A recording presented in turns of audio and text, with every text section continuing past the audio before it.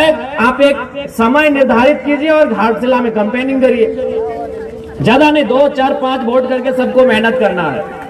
आज हमारे पास इतनी बड़ी सेना है कि हम लोग 2, 4, 5 वोट करके, ज्यादा नहीं, हम 2000 और 200 की भी बात नहीं कर रहे हैं। हम लोग किसी से ये नहीं कह रहे हैं कि आपको 200 वोट दिलाना है। अगर हम लोग 5, 10 वोट भी अगर ऐड करने लगे तो चुनाव हम लोग जीतने में सक्षम रहेंगे। और बिल्कुल मैं, अगर मेरी बात, जाहिर सी बात है, लोकतंत्र के चौथा स्तंभ मीडिया हाउस, मीडिया से जुड़े बंधु लोग आए हैं, बहनी लोग आए हैं, तो उनके माध्यम से घाटशिला की तमाम जनता तक मेरी बात जाएगी। तो मैं तमाम लोगों से कहूंगा, जो लोग इंडिया गठबंधन के जैसे कोर वोटर माने जाते हैं, मान के चलिए अल्पसंख्यक, आदिवासी, और जो एनडीए गठबंधन के कुछ पिछड़े और सवर्ण जोन के कोर वोटर माने जाते हैं, मैं उनसे यही कहूंगा कि अगर इंडिया गठबंधन को ये सीट ना मिले तो सरकार गिरने वाली नहीं है।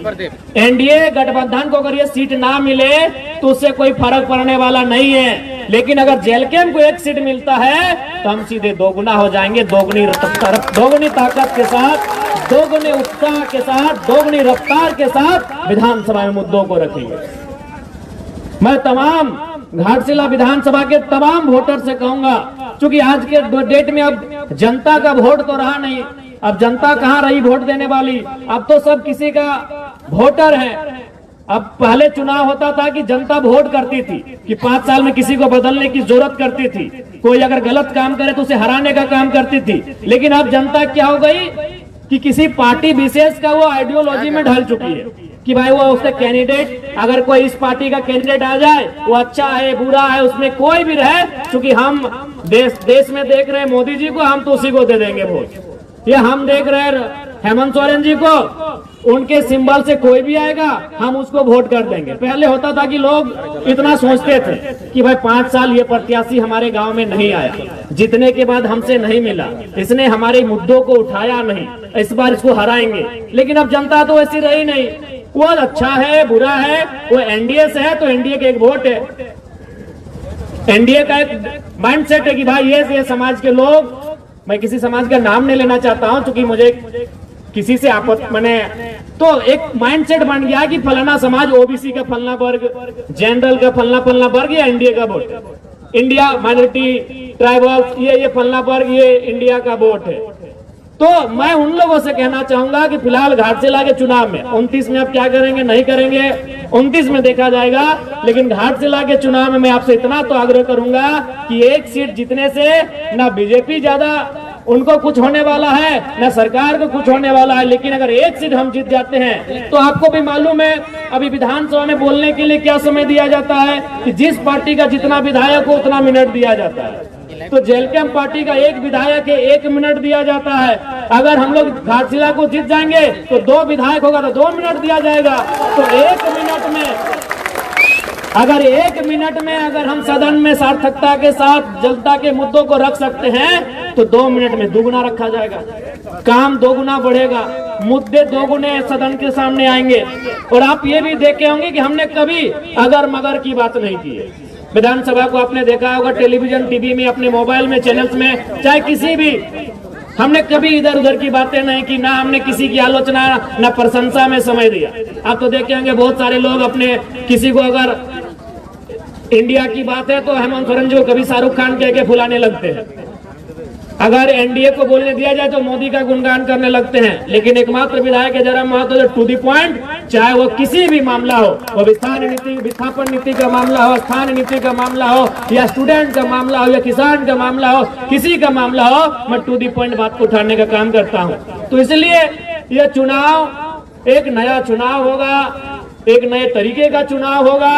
और बिल्कुल आज इस राज्य की जनता को भी तय करना है कि इस राज्य का भला कैसे होगा, इस राज्य के युवाओं को उनका अधिकार कैसे मिलेगा, इस राज्य की महिलाओं को उनका अधिकार कैसे मिलेगा। और सबसे बड़ी बात, जो शहीदों के सपने से झारखंड सींचा गया है, उन शहीदों का सपना कैसे साकार होगा, ये आज सबसे पहले तो घाटशिला की जनता को तय करना होगा। यार एक बात जान लीजिए, आज देखिए बहुत सारे लोग, मुझे कहने में किसी प्रकार से असहज महसूस नहीं हो रहा है, मैं साफ कहता हूं, जो भी प्रत्याशी आए हैं, चाहे बाबूलाल दादा रहे, चाहे सोमेश दादा रहे, जनता इनको व्यक्तिगत रूप से पसंद नहीं कर रही।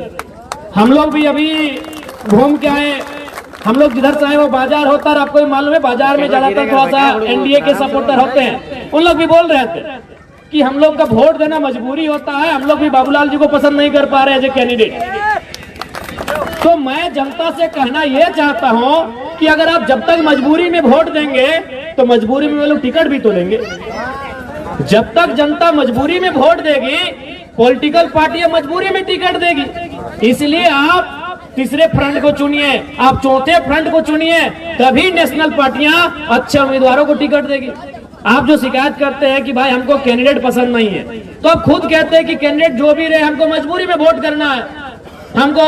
तो इसलिए मैं जनता से भी कहना चाहूंगा कि अगर आप बदलाव चाहते हैं, परिवर्तन चाहते हैं, तो इस बार पार्टी के आधार पे नहीं, कैंडिडेट की योग्यता के आधार पे वोट करें। मैं सभी से आग्रह करना चाहूंगा आप ऐसे उम्मीदवार का चयन करें जो घाटशिला के मुद्दों को विधानसभा तक लेकर जाएगा। आज आप देखे होंगे हम विधायक डुमरी के हैं, लेकिन हमने जादूगोड़ा का मामला को विधानसभा में उठाया। आज बताइए 25 सालों से क्या जादूगोड़ा आज से वो दंश झेल रहा है, या फिर जादूगोड़ा के साथ अन्याय आज से हो रहा है? नहीं, बरसों से हो रहा है। लेकिन किसी विधायक का, किसी भी नेता का हिम्मत नहीं हुआ कि सदन में इस बात को उठाए, क्योंकि सबको डर लगता है। जब बड़ी बड़ी कंपनियां सामने हो, बड़े बड़े उद्योग घराने सामने हो, तो सभी लीडर को डर लगता है। तो भाई डरे हुए नेताओं को क्यों चुनते हो? निडर लोगों को चुनो जो बेबाक होकर आपकी आवाज बनने का काम करे और आपकी आवाज को उठाने का काम करे। ऐसे लीडर को चुनो। आज घाटशिला की बात करें तो घाटशिला भी धीरे धीरे एक औद्योगिक क्षेत्र में डेवलपमेंट हो रही है, क्योंकि बगल में जमशेदपुर है, तो उसका असर धीरे धीरे घाटशिला में आएगा। घाटशिला में नए उद्योग आएंगे, जमीनों का अधिग्रहण होगा, जबरन जमीन लिया जाएगा। अभी आपका हिंदुस्तान कॉपर लिमिटेड है, आप लगातार वहां आंदोलन किया जा रहा है, कंपनी जमीन छोड़ने को तैयार नहीं है। जब आपका काम बंद है तो जमीन छोड़ देना चाहिए, जमीन रहितों को वापस होना चाहिए। तो ये मुद्दे सदन तक कौन उठाएगा? क्योंकि आपको भी मालूम है, आप भी जानते हैं, इस चुनाव के बाद परिणाम चाहे कुछ भी रहे, XYZ कोई भी जीते, जीतने वाला भी आपका जमशेदपुर में बैठेगा और हारने वाला भी आपका जमशेदपुर में बैठेगा। अगर जो भी इस चुनाव को अगर वे लोग जीतते हैं तो जो जीत के जाएगा वो भी जमशेदपुर के आवास में रहेगा, और जो हार के जाएगा वो भी जमशेदपुर के आवास में रहेगा। आपके साथ, आपके दुख में, आपके दर्द में, आपके पीड़ा में कौन रहेगा, ये घाटशिला की जनता को तय करना है। और हमें लगता है रामदास मुर्मू जी से बेहतर कोई कैंडिडेट नहीं है जो आपके साथ खड़ा रहे। आपके साथ कौन लड़ेगा? आपके साथ धरने में कौन बैठेगा? आपके साथ कोई समस्या होगी तो कौन खड़ा होगा? आज आप देखिए, जब से जेल कैंप पार्टी का उदय हुआ है, जब भी किसी को अगर तो थोड़ा मने चोट भी लगता है, मामूली चोट लगता है, तो सबसे पहले जेल कैंप को याद किया जाता है। और हम लोग रात 2 बजे 3 बजे तक धरना में जाके बैठते हैं जब तक उसको न्याय नहीं मिले। अरे राज्य में तो छोड़िए, हम लोग प्रदेश भी जाते हैं। हमारे पार्टी के लोग मजदूरों की बात को अगर देखा जाए, न्याय दिलाने के लिए हम लोग राजस्थान उड़ीसा तक जाते हैं। तो ये भी आपको तय करना है, बड़ी पार्टियां, चूंकि बड़ा लेवल है उनका, बड़ी पार्टियां हैं, वो आपके बीच चुनाव में आएंगी। हमेशा अगर आपके बीच कोई है तो जेल कैंप खड़ा है। इसलिए मैं जनता जनार्दन से आग्रह करूंगा, जो लोग यहाँ तक नहीं भी आए हैं, चूंकि दीपावली का दिन चल रहा है, हम लोग इस बात को समझ रहे हैं कि लोग पर्व त्योहार है, लेकिन जो लोग घरों में भी बैठे हुए हैं, मैं उनको स्पष्ट कहूंगा, इस बार वोट बदलाव के लिए करिए। बदलाव का होना बहुत जरूरी है। अगर बदलाव नहीं होगा तो राजनीति कुछ परिवारों तक सीमित रह जाएगा। फिर और यहाँ आप सोचिए ना, यही आप सोचिए चंपे चचा, क्योंकि मान के चले सोमेश जी के पिताजी का देहांत हुआ है, तो उस पर हम थोड़ा सा रहने देते हैं। हम चंपे चचा का उदाहरण लेते हैं। चंपे चचा मुख्यमंत्री रह चुके हैं, कई बार मंत्री रह चुके हैं, रहे कि नहीं, लेकिन फिर भी उनको याद है कि बाबूलाल सोरेन को सेट कर दिया जाए। चंपा चचा मुख्यमंत्री रह चुके हैं, मंत्री रह चुके हैं, कई बार विधायक रह चुके हैं, फिर भी उनको बुढ़ापे में चिंता है, जबकि उनके पास अरबों की संपत्ति है। अगर आज के दिन से चंपा चाचा बिस्तर में बैठ जाए ना, बेड में बैठ जाए, घर में खटिया में बैठ जाए, तो उनकी 5 पुश्ते आराम से बैठ के खाएंगी।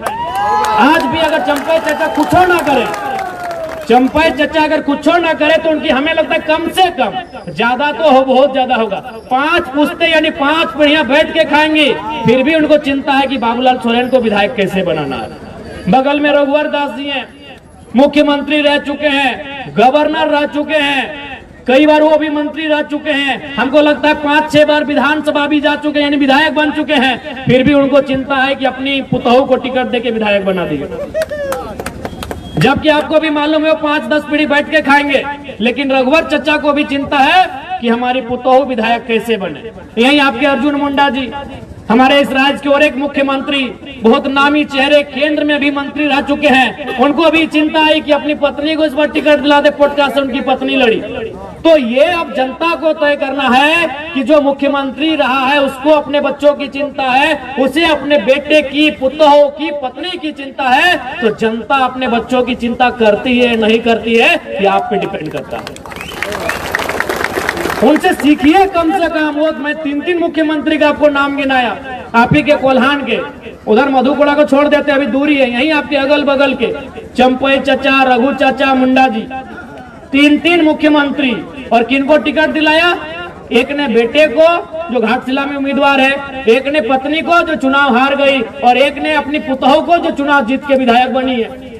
अरे जिनके पास अरबों की संपत्ति है, लाख और करोड़ तो छोड़िए, अरबों की, जिनकी संपत्ति अनुमानित अरबों की है, आज वे लोग चिंता कर रहे हैं मेरा बेटा कैसे विधायक बने, मेरी बहू कैसे विधायक बने, मेरी पत्नी कैसे विधायक बने। तो आज जनता को भी सोचना होगा कि जनता की आवाज कौन बनेगा, जनता के लिए लड़ेगा कौन, जनता के बच्चों के भविष्य की आवाज कौन बनेगा, उनके शिक्षा, स्वास्थ्य, रोजगार पे बात कौन करेगा, उसके लिए उनको वोट करना है, ये जनता को समझना होगा। और नहीं तो फिर इसी प्रकार ये राजनेता इस राजनीति को हमसे दूर लेके चले जाएंगे।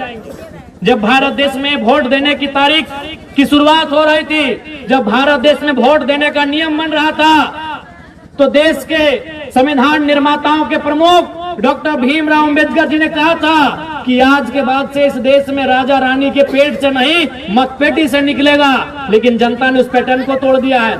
आज फिर आप राजा के घर में राजा चुनने लगे हैं। अरे राजा के घर में राजा ना चुना जाए, इसीलिए तो वोट का अधिकार मिला है आपको, कि राजा की पत्नी को रानी ना बनाया जाए, राजा के बेटे का राज्याभिषेक ना किया जाए, इसीलिए वोट मिला है कि एक गरीब किसान को आप राजा बना सकें। और आप फिर अगर उस वोट का इस्तेमाल उसी राजा परिवार को बनाने में करेंगे, तो 1950 में जो हमारी स्थिति थी और आज 2025 में जो हमारी स्थिति है, क्या अंतर रहा? ये वोट का अधिकार क्यों मिला? ये वोट का अधिकार इसीलिए मिला था कि राजा के घर में राजा नहीं होगा, राजा के घर में रानी नहीं होगी। एक साधारण सा पढ़ा लिखा नौजवान, चाहे वो किसान का बेटा रहे, वह दलित का बेटा रहे, वह आदिवासी का बेटा रहे, वह किसी मजदूर का बेटा क्यों ना रहे, अगर उसमें टैलेंट होगा, वो हकदार होगा, वो जनता के बीच से चुन के जाएगा। इसलिए वोट की व्यवस्था आई।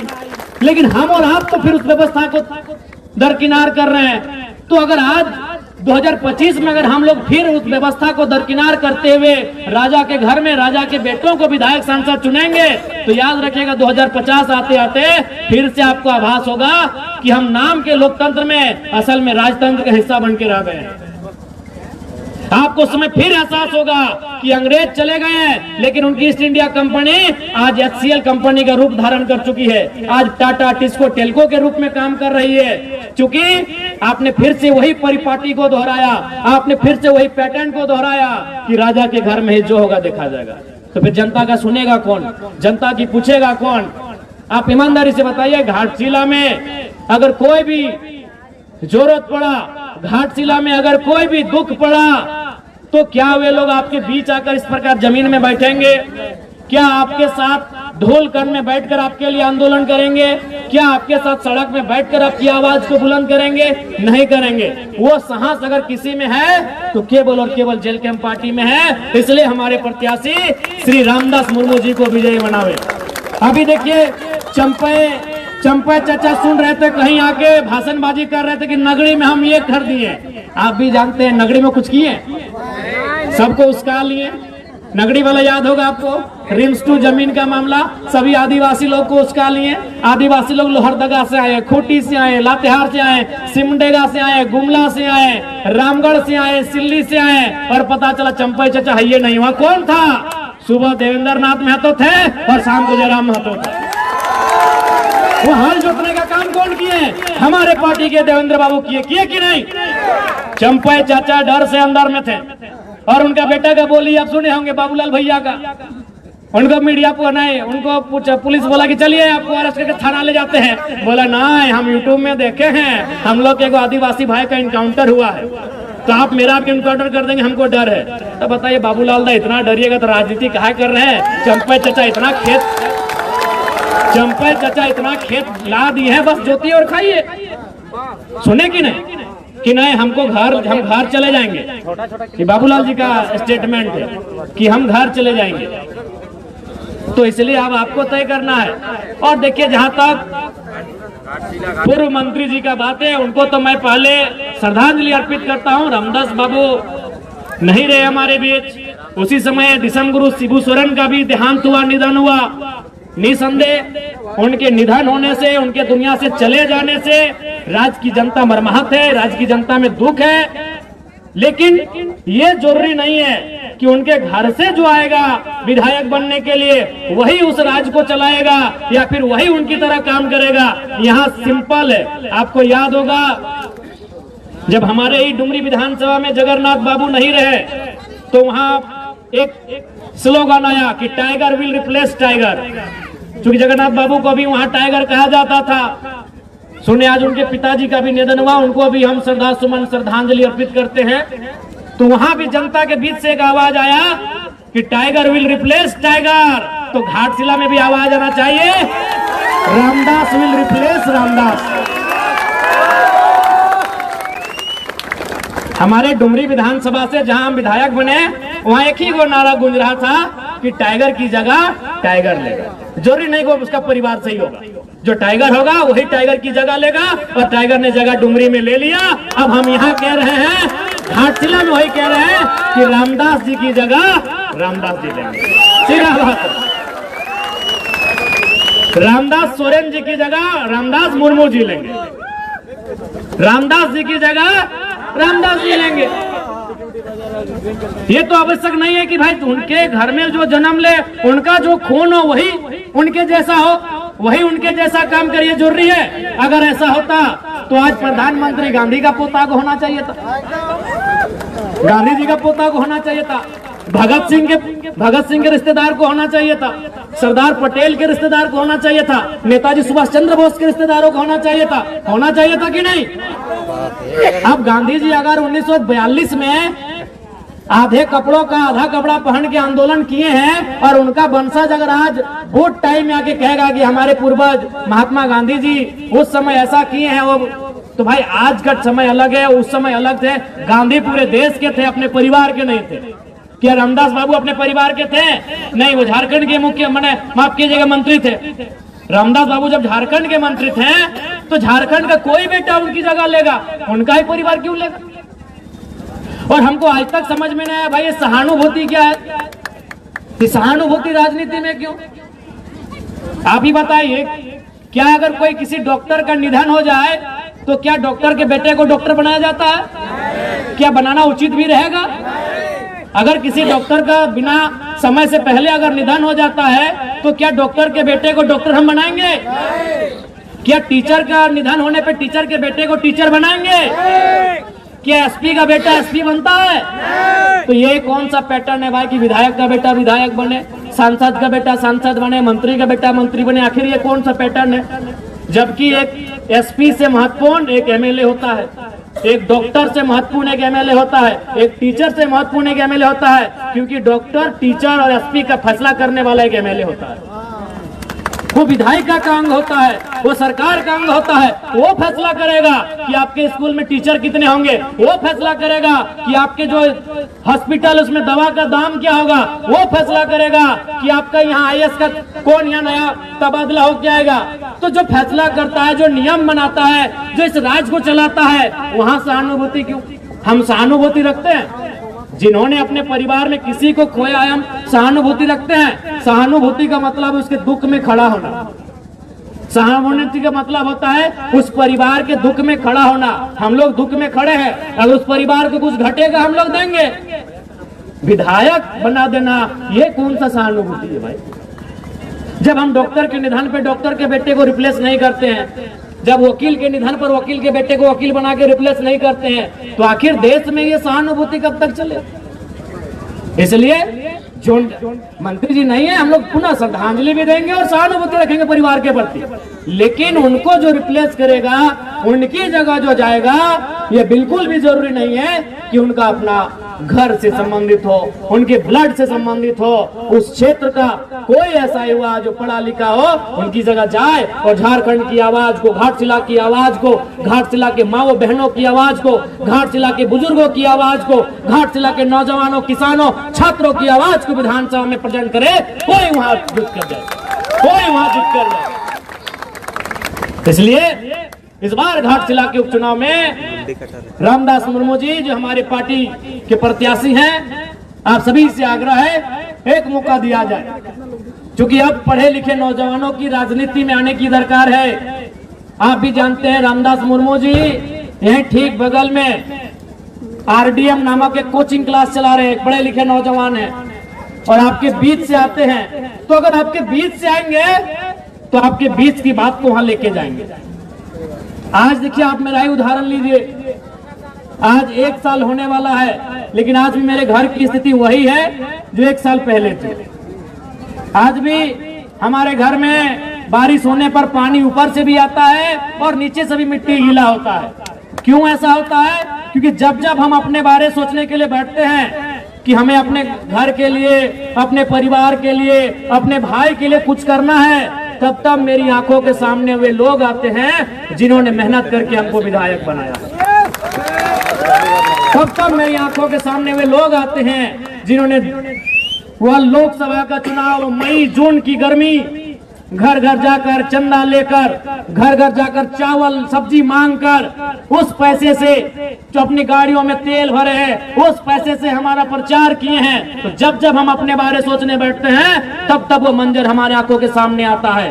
क्योंकि हम आपके बीच से आते हैं, इसीलिए हम आपके बीच की बात को सदन तक लेकर जाते हैं। इसलिए अब जनता को यह तय करना होगा उनके बीच का नेता जाए, जो उनके बीच के जैसा होकर रहे। आज देखिए ना, आप जब भी आप हमसे मिलते हैं, और हमको तो लगता है कि अभी 1 साल होने के बाद भी न जनता ने हमको विधायक माना है, न हम खुद को विधायक मान पाए हैं। 5.5 आज भी उनसे मिलते हैं तो उनके घर के भाई बच्चे जैसे मिलते हैं। वो भी हमसे मिलते हैं तो अपने हक अधिकार के साथ मिलते हैं, वो हम पे अपना हक दिखाते हैं। वो कभी इस प्रोटोकॉल में नहीं रहते कि हम विधायक जी से मिलने जा रहे हैं। वो अपना हक समझते हैं कि हमारे घर का बच्चा है।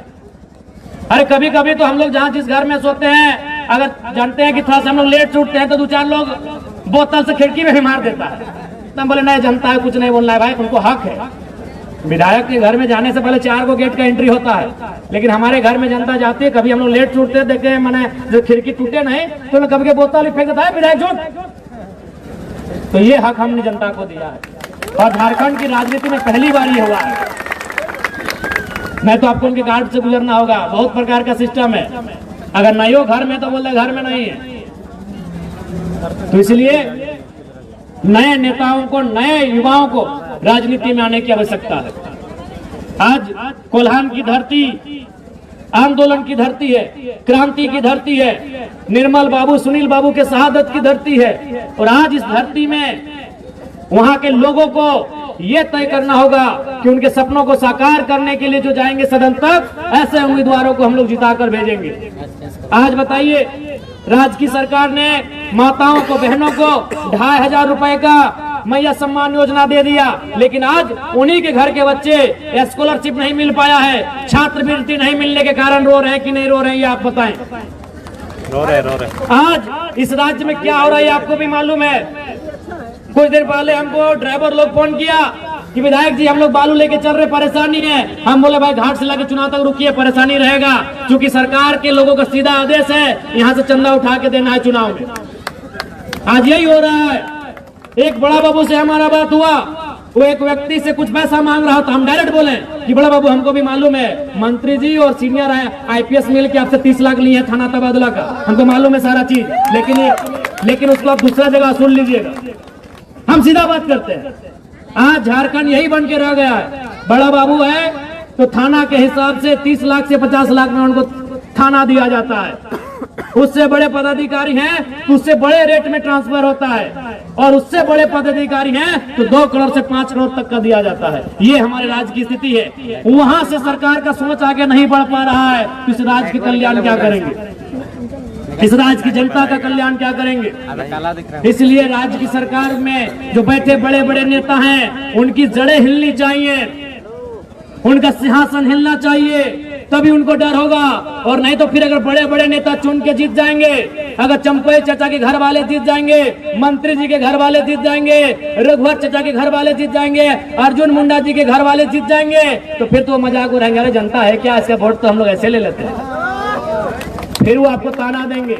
और क्यों हम मुद्दों की बात करेंगे, क्यों मुद्दों की बात करेंगे। आज देखिए ना देश में क्या हुआ, मोदी जी ने बात किया 2 करोड़ नौकरी क्यों देंगे, वो जान रहे हैं कि हम इनको राम जी का नाम लेके वोट ले लेते हैं, क्यों काम करेंगे भाई। उसी प्रकार हेमंत जी, उनको भी मालूम है कि जब हम लोग चुनाव जीते जा रहे हैं, जब हम कुछ ना करने पे भी ये लोग 50-60 सीट हमको दे ही रहे हैं, तो क्यों काम करेंगे। इसलिए राजनीति में, लोकतांत्रिक देश में अगर ताकत गई है तो तलवार में नहीं है, ताकत आपके तीर में नहीं है, ताकत भाले में नहीं है, ताकत त्रिशूल में नहीं है, ताकत बंदूक में नहीं है, ताकत आपकी इस उंगली में है जब आप ब्लू रंग की स्याही लगाकर वोट देने जाते हैं। ताकत इस उंगली में है आपकी, जिस उंगली से आप उनको नचा सकते हैं। तो इसलिए हमको बताना होगा कि राजनीति आपकी रखेल नहीं है, राजनीति आपके अधीन नहीं है, राजनीति आपकी धरोहर नहीं है, राजनीति जनता की है, राजनीति जनता की है। आपको बताना होगा कि राजनीति जनता के लिए बनी है, इसे आपको बताना होगा। और ये सारी शक्ति तमाम जनता जनार्दन आपकी उंगली में है। अगर आप उनको बताएंगे नहीं, ये आप उनको जताएंगे नहीं, तो बदलाव कैसे होगा। उनके माइंड में सेट हो चुका है कि झारखंड की जनता सड़कों में लगातार 4 साल क्यों ना हल्ला कर ले, 4 साल क्यों ना आंदोलन कर ले, 5वें साल उनका वोट आखिर हम लोग ले जाएंगे। 5वें साल उनको फिर डर दिखाकर, 5वें साल उनको समीकरण का डर दिखाकर, बिना विकास किए, बिना मुद्दों के हम वोट लेकर जाएंगे। क्यों?